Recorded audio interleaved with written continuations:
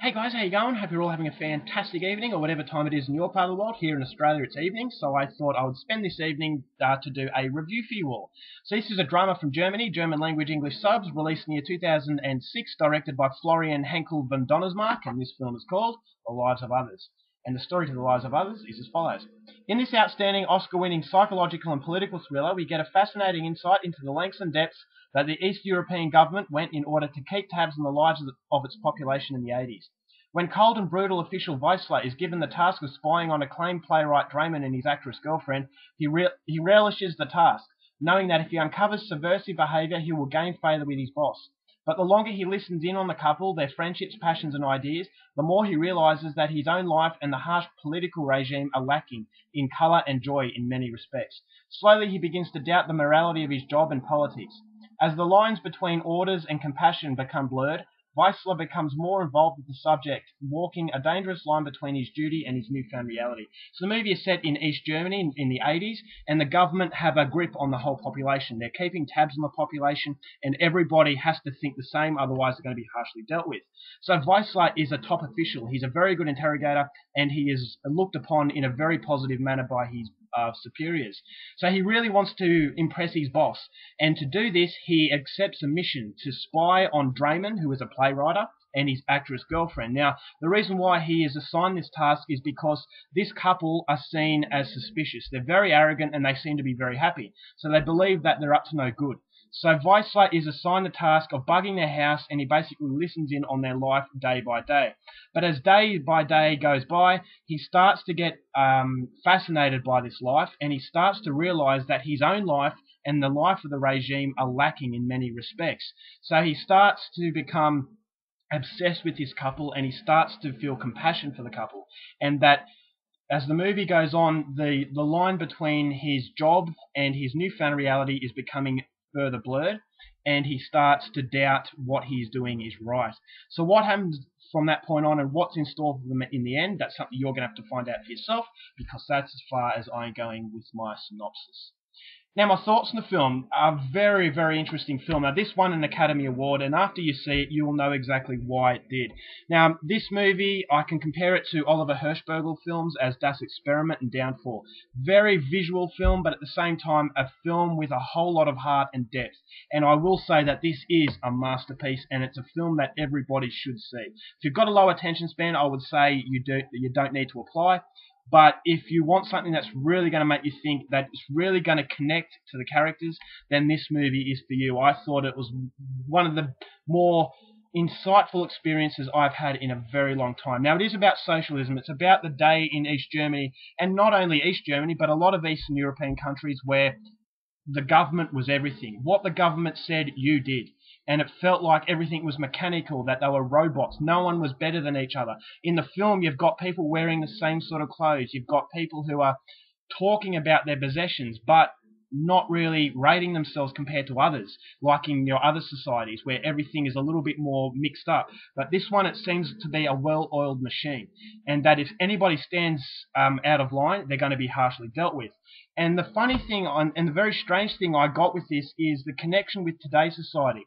Now, of course, it's not the same as in Eastern Europe, but society still has that set of rules where if you don't follow them, you're not harshly dealt with, but you're typed as an outcast. You're weird, and you're just really different. And a lot of people are afraid of being different. And that's why I feel that today's society is very relevant to the days of the 80s in Berlin. Not Berlin, East Germany, where I think that, as I said, the harsh consequences aren't there if you stand out of line, but it's still the idea that you have to be in the crowd. Instead of casting a shadow of your own, you're a fuzzy face in the background. So a lot of people will disagree with me, but I still think that the society that was portrayed in this film is still very relevant to today's society. Everybody has a trendy haircut. Everybody, possessions are what makes you good.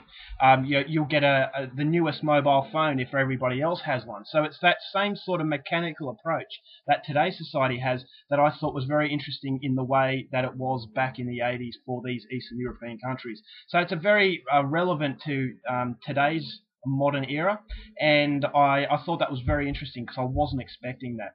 Now, Another movie that really reminded me of this one was an American film called 1 Hour Photo. You've got Psy, played by Robin Williams, and the reason why I compare the two, they're different stories, but it's the story of a guy who's living his life through other people. That he realizes his own existence. Now, Weissler, the main character in this film, the guy who's listening in on them on the top there, he is ruthless, but he feels like he's lacking emotion, he's lacking personality, just like everybody else in the film is, as far as government officials. But when this couple come into the film, they're very colourful, they're very happy, and it kind of, they stand out from everybody else. So when Weissler starts to listen in on these couple, he starts to get a realization that something is really lacking in his life.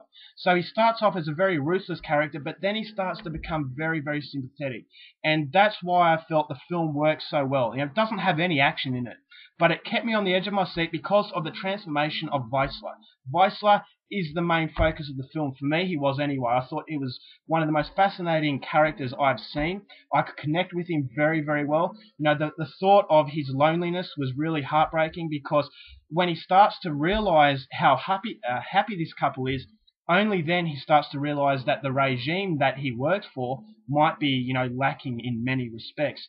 So it's the transformation, and for that to work, the acting and the script needed to be second to none. And fortunately, it was. You know, these characters are very three-dimensional. They're not cardboard cutout, and you sympathise for Weissler and the couple as well. Because this couple have their own problems. There's infighting, but they don't realise that they're being stalked by this, you know, ruthless regime. And I thought the way that the movie transpires, the way that the characters develop, these bad things start happening to them, I could connect straight away with them because the director has taken the time and effort for you to be introduced to these characters. And although Weissler starts off as a ruthless interrogator, as he starts to realize the errors of his ways and the ways of the regime, you start to feel for him because only then you realize that he is lacking something. And it basically takes a couple for him to realize this.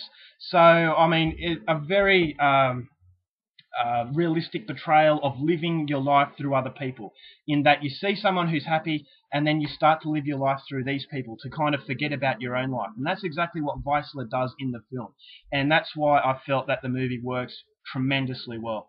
Now, the other characters, very, very well done. As I said, the couple were very likable. They had problems of their own, so very realistic characters. The government officials who were controlling Weissler, they were very ruthless. I didn't like them, but they weren't supposed to be liked. You know, this was East Germany at its most ruthless. So the government officials were bad, but then you've got Weissler who starts off as bad, but then he starts to realize this. So it is a movie that is not black and white. There is a lot of grey area, and it's definitely a film that's really going to make you think.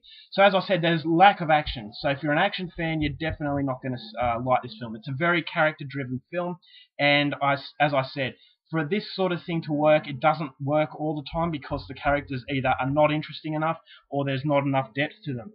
And so, this movie works so well is because the characters are so likable, and that you kind of get surprised that you start liking characters that you didn't like in the first place. And that as the movie goes along, it builds up in steam. And it keeps you on the edge of your seat, as I said, because it's got a political base, and it's also got that psychological element where this couple could be caught at any minute for what they're doing. I'm not going to give anything away, but they could be caught at any minute. And then Weissler could be in trouble for what he ends up doing because of this compassion. So it's kind of like standing up to something that's wrong in order to do something that's right. So it does have a lot of emotion in it, and the emotion works very, very well. The acting outstanding, the visuals very dreary, lacking of colour, so it gives that mechanical sort of approach. And it's a film that you feel everything is running like a smooth engine, that everybody is thinking the same, that everybody has the same ideas, and that it feels like the government has a stranglehold on its population, and you feel that the future is not very good. The ending is absolutely phenomenal. It blew me away. It stayed in. It twists and turns. I'm trying really hard not to give anything away here because I want to, but I just don't want to ruin the experience. But the ending was just really beautiful and heartbreaking at the same time. And as I said, you just really like this character of Weissler. And the guy who played him, I'm not quite sure who it was, but fantastic job he did. And that's the reason why the film works so well for me. So all in all, an absolute masterpiece from Germany. And I'm giving this one 5 stars. Alright guys, that's my review. I hope you enjoyed it. Till next time, keep watching movies, and I'll see you later.